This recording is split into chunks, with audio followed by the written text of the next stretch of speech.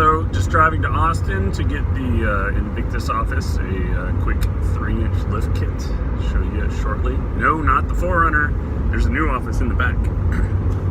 Anyway, message this morning from a racer, and I get this all the time, so I'm like, you know what? I might as well just tell everybody. It was, yo, Billy, the keto thing is going amazing. I'll never go back. But the tour divide is in 2.5 weeks. What do I eat? All right, 2 pieces to this, briefly. Number 1, everyone is in ketosis out there. The guys who have been training in ketosis and living in nutritional ketosis do have an advantage, but everybody's in ketosis, so you can eat whatever you want and not really worry about it. What I will tell you and warn you, and the focus should be of item number 1, is always add fat. Don't go into a gas station or a restaurant to buy food and walk out with pancakes and syrup and gummy bears and think you're going to go 100 miles. You're going to feel terrible. If you buy that stuff, though, buy the stick of butter, buy the nuts, buy, most of the gas stations have like half and half, if you can drink that, if you can tolerate it. Some people can, some can't.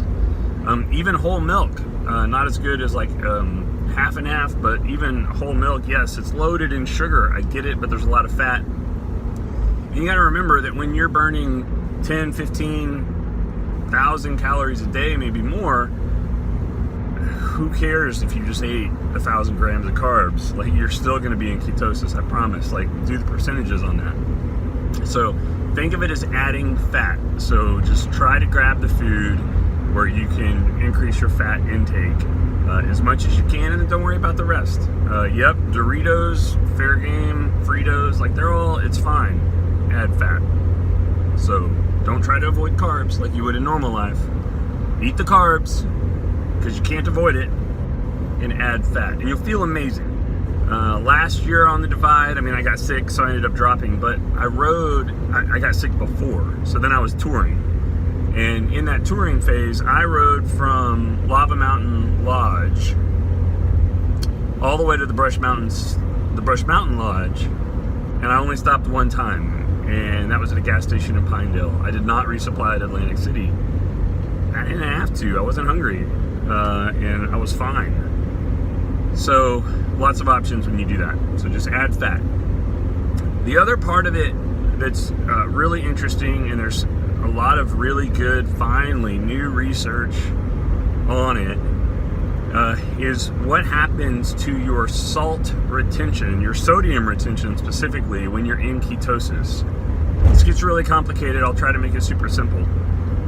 Insulin has a lot of functions. When insulin gets high, there's a lot of negative functions, and when it's low, there's a lot of good things that happen. But unfortunately, it's just not that simple. When your insulin is low, your insulin helps regulate sodium. So if your insulin is low, you excrete sodium.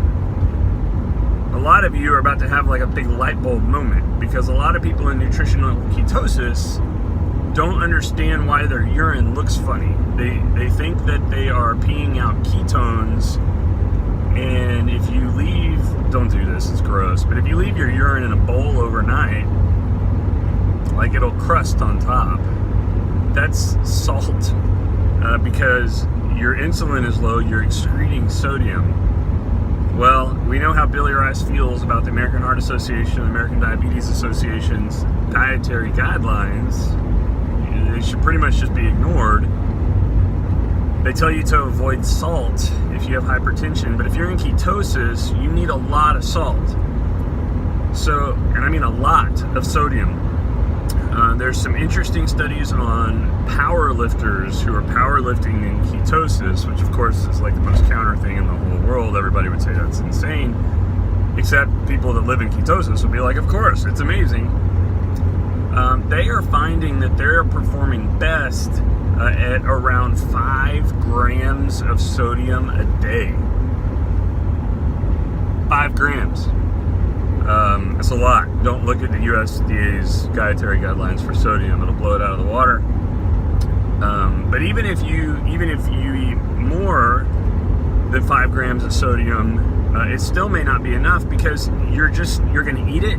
It's going to go into your bloodstream. You're going to excrete it immediately. You're not going to retain it. So you have to be constantly replacing it.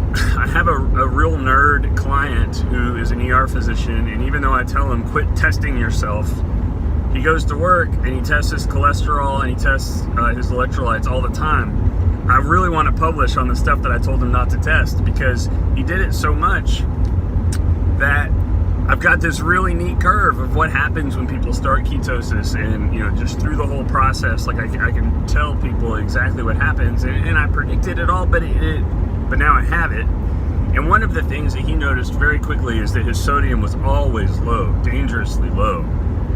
And so in order to get performance, you have to have sodium, boost your sodium. So number 1, add fat. Number 2, add sodium. Salt, Fritos, Doritos, the salty food in the gas station. You can do salt tablets or salt supplementation if you want. It's just going to be hard to carry that for the whole race. I wouldn't really worry about it. But you will need a lot more sodium than you would otherwise. All right, that's it. 2.5 weeks to the Tour Divide. So you guys have fun. Oh, you want to see the new office? It's not really a good view, but it's back there. It's like a little baby office. Anyway, they make lift kits. Later.